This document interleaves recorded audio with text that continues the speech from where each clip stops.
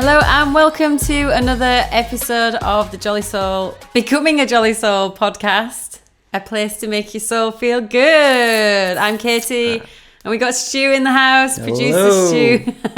And we've got Mia, who is awake, our doggy. She's just listening at the moment, but she may grumble.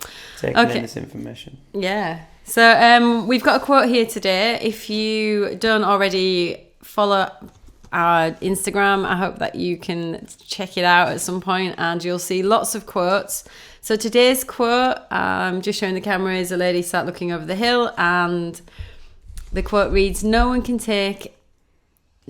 ever take that shine from your soul. Don't let anything or anyone make you think any different. Because ultimately, like, it is about how you think is life. Everything's mindset.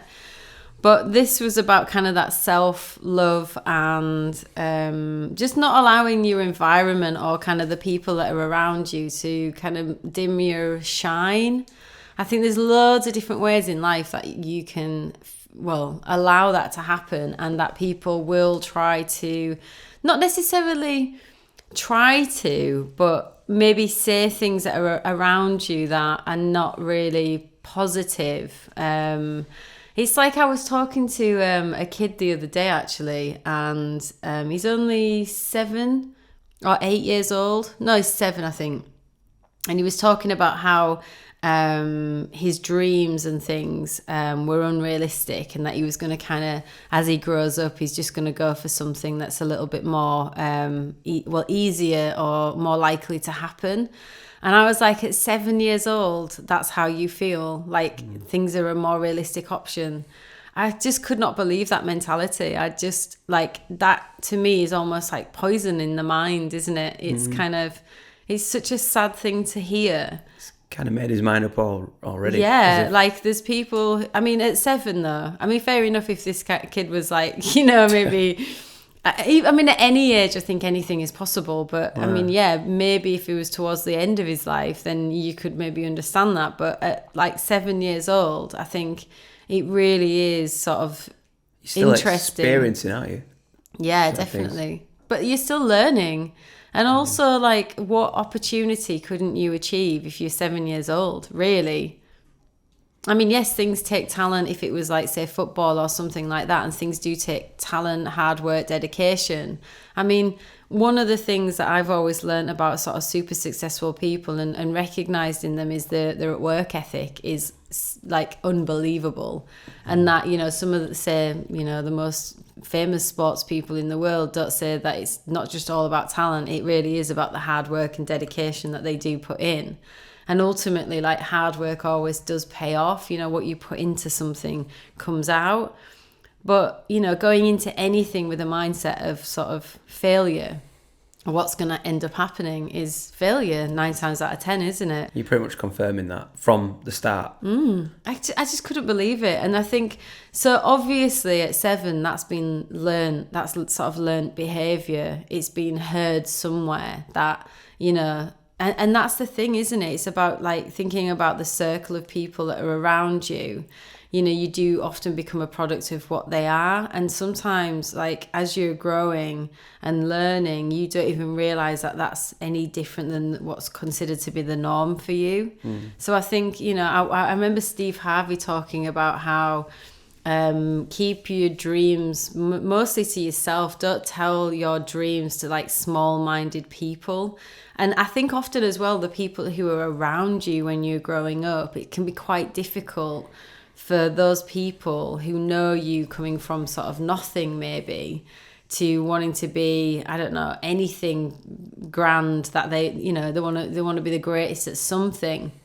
It can be really difficult for those people around you to see that in you. Some people do see potential. Some people really do see that you can be anything. But it seems to me that a lot of the time, people who are around you, especially when you're younger, who've never seen you as anything, they find it hard to see you becoming anything. And unfortunately, that kind of mindset sits in your soul somewhere, in your ego, in your mind. It goes into you. Do you see what I mean? Yeah. So, yeah, like, you know, obviously this 7-year-old somewhere has had this kind of thoughts being put into their mind. And I just think, you know, like for me, I think all my achievements have ever been, like I had my own belief, you know?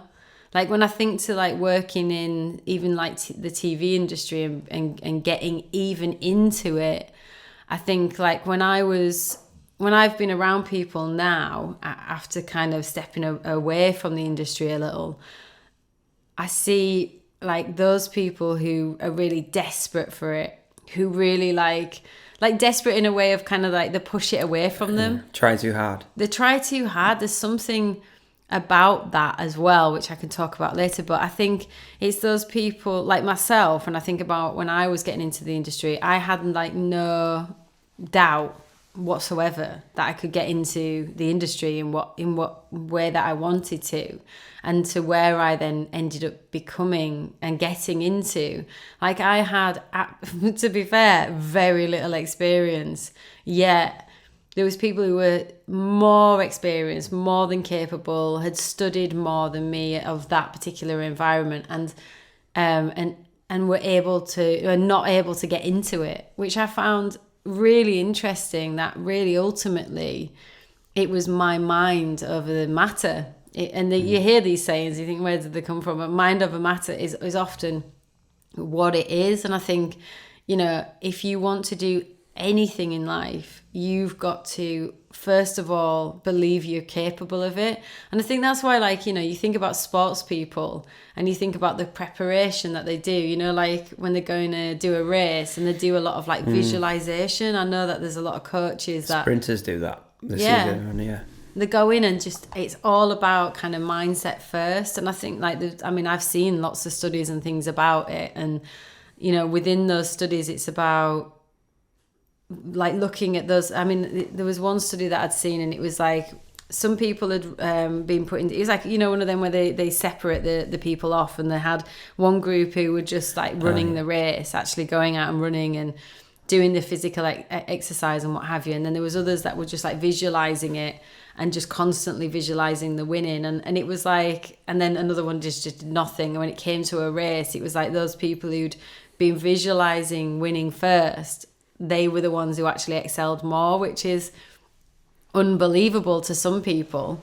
But, you know, when science is saying it, you see it to be true. And I think from my own experience, that's what I had. Again, that's our doggy, completely sick of listening to podcasts.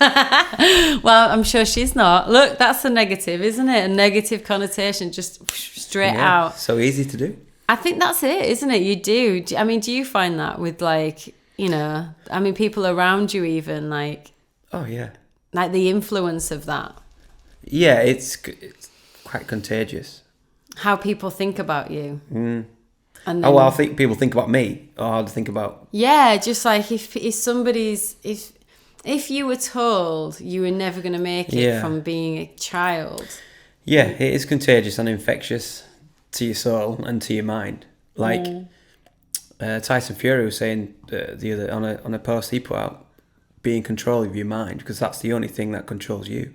Yeah. That's the only thing that stops you from doing anything you want in your life. And he's the perfect example of going from rock bottom for his mind to be out of control. Was that the guy who you were looking at yesterday with the exercising? He was saying your body doesn't know that it's tired. It's your mind. It's your mind telling you that. So he was doing planks.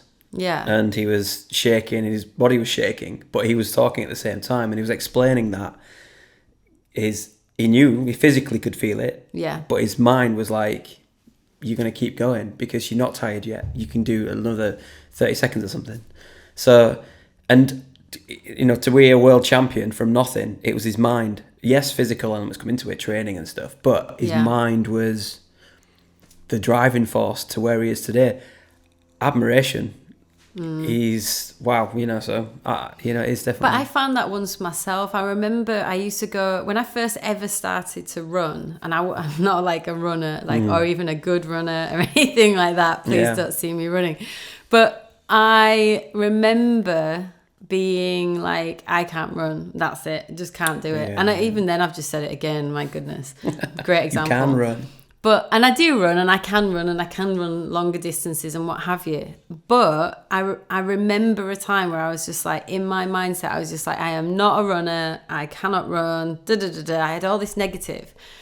And then I came across a story of a guy who did a marathon every day, and he traveled like across America or some, a really long, and he did it every day for like, I think it was about 30 days. And I remember just thinking like, wow, like I couldn't even at that time probably do like 1.1 kilometers. It was like literally that's and I was struggling to do that. And as soon as I saw that guy, I was like, that was the mindset. It just kept, every time when I was on a run, every time I wanted to just take a break or stop, I would think, some guy out there who's got a body just like my body, I've got a body the same as it. Yeah, he might be fitter than me or whatever, but he did 26 miles every day for nearly like 30 days or something. I can do like 1.1 or 1.2 kilometers without having to stop. And it was like, really, I had to get in, and that's what I found with all of the running that I did and have done, is just, it was a place to get in control of my thoughts. And I was like, I didn't realize how powerful it was in terms of like my exercising, that it would just, stop me. So I'd be running and my body would be probably fine. But my mind would go, you need to maybe stop. You need to, and then I'd just have to stop, which is just crazy. But that's a little bit about mindset. That's a little bit about kind of the influences that are around you. I hope this has helped you in some way. We'll catch you on the next episode.